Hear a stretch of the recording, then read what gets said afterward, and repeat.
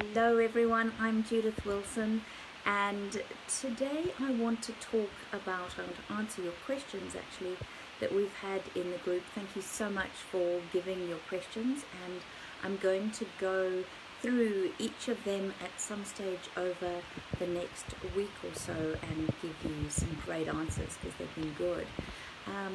But today I want to talk about some of the questions that have come in around starting your business, and I want to make sure that you really get some great advice on how to do it. Thank you for those of you that are tuning in to me here, and if you're watching the replay, then hello to you too.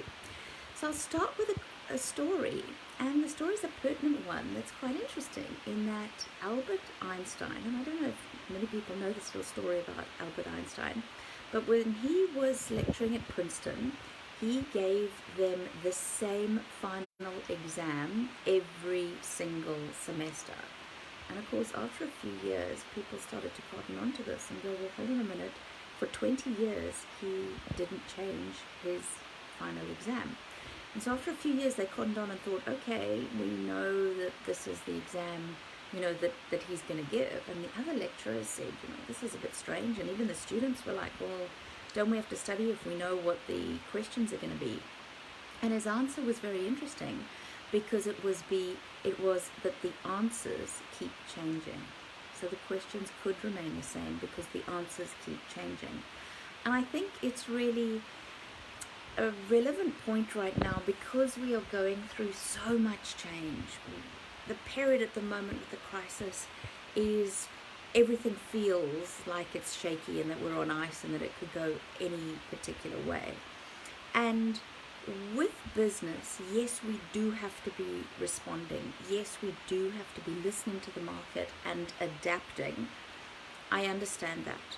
However, the good news is what I'm going to tell you about starting out and how you need to get started doesn't change. Hooray! We've got something that we can actually cling to and doesn't change.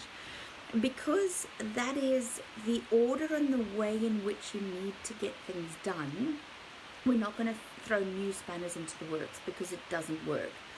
What can be adapted is things like your marketing. You can start adding extra marketing and the way that you deliver, so virtually versus face-to-face training or a blend of both.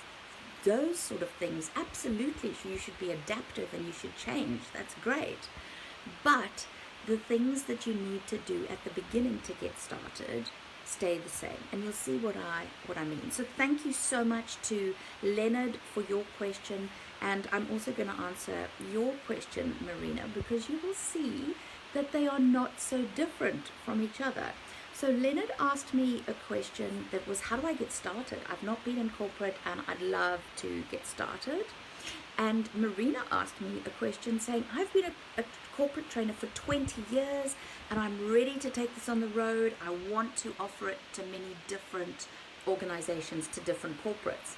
Now, yes, there's a huge difference in the experience level because Marina has 20 years experience, but you'll see from what I'm going to tell you now, getting started is the same. Okay, and stay with me and you'll see why I'm saying this, and it's going to make sense to both Leonard and Marina and all of you out there because they're great questions that came in, and I know that many of you will be asking the same sort of things. So, first off is the topic. You need to think about what you're going to be most passionate about. And say you narrow that down to 2 or 3 things that you say, I'd really enjoy teaching this, I know about this, I've got some experience in this, I could fine tune and hone a course in this. Then it's a good idea to do general market research.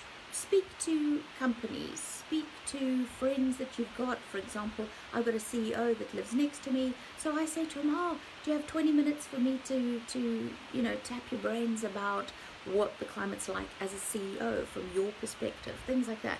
So any research that you can do around what's out there, what are organizations paying for, and getting a lot of different views, great.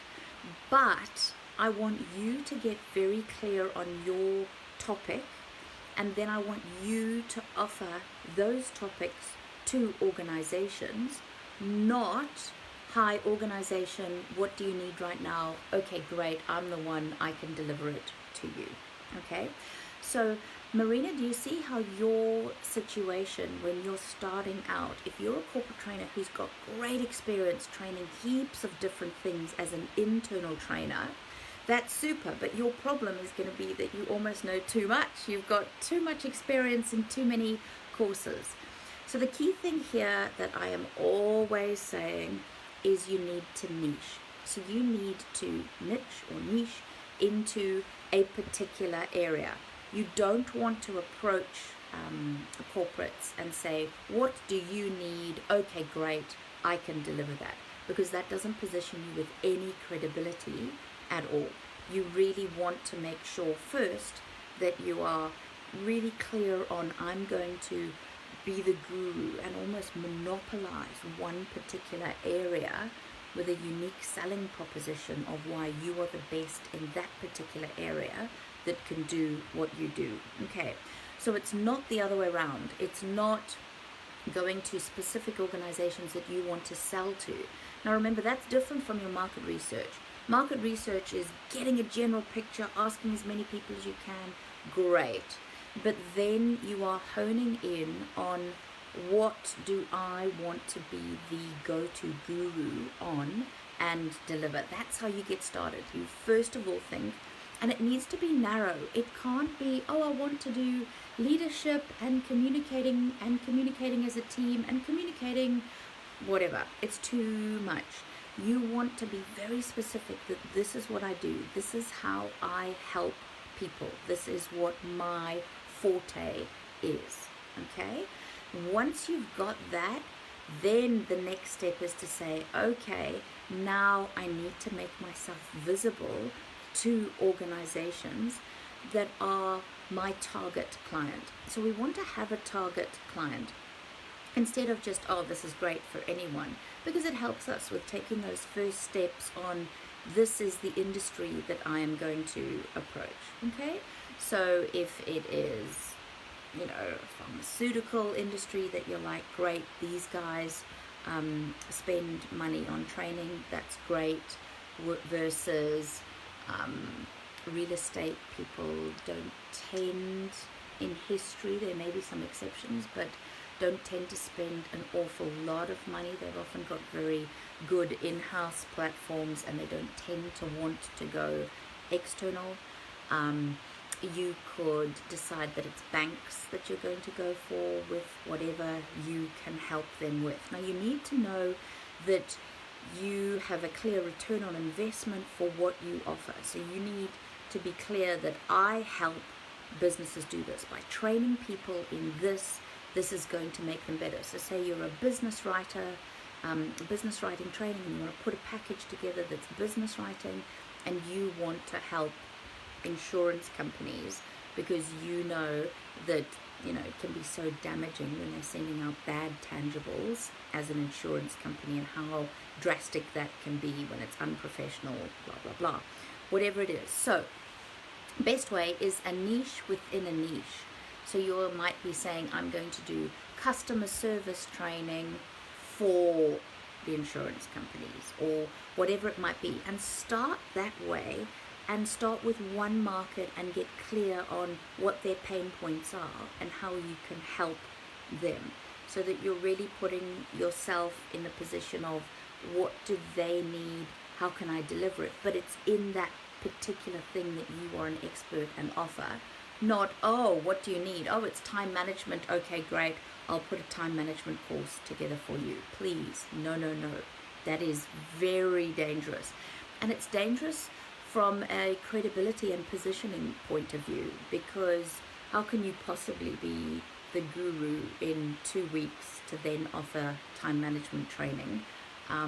You don't want to approach them with that. You really want to stay within your knowledge and power of, I have something very valuable to give you, and you only have to be an expert in that particular little thing. Okay, so I talked about being visible. Once you start getting out there, you want to think okay, with my target market that I want to go to, in what ways can they see me? What are they looking at? How do I be visible in their particular arena? So examples like joining their associations. So if they have an association of insurance brokers, or there's an association for everything, it seems these days, you want to be in rubbing shoulders with the people, so you can start to see what else are they reading, where else are they going when they start going. Things like that, you want to be like, I'm going to be in the space, Are there Facebook groups that are very, very active and lots of people are contributing, and you could start contributing and hearing some of the other things that are going on there, so that then you can say, once you've found your feet and you've given value, you can say, hey, this is exactly what I do. I help insurance brokers with their business writing, or whatever it is that you have worked out, okay? Now, the exciting thing is, I don't know if you've heard of it, but we call it EDRM, and it's Emotional Direct Response Marketing. And it's so exciting to me because I've been doing it for 20 years, and it still remains as exciting to me because it's pull marketing. It's marketing where you get them to come to you, rather than push marketing, which is cold calling and hounding them. And I am not into that. I don't teach my trainers to do that soul-destroying kind of please do business with me in a desperate fashion. I love positioning ourselves with credibility, and so when we are visible in their space, they're going to reach out to you, and they're going to say, hey, I understand that this is what you do. Is this something that you could help us with? And that's the best foot to start on, so that you continue it that way, that you're using emotional direct response marketing to pull them towards you, okay? And yes, that's where things do change and the market is changing, but it's exciting because all of them are creative ways that you can get businesses to come to you, because that's how we want it. We want to do pull marketing rather than push marketing, okay?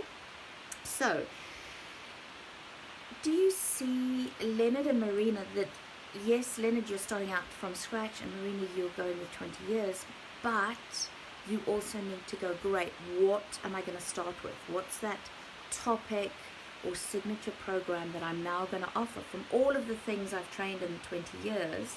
And then that's what you start offering to organizations, rather than going into organizations trying to sell to them and say, what do you need? I can do everything. We don't want to be a jack of all trades, okay? So that's answered that particular question for you now. Take it step by step. Start thinking about your topic.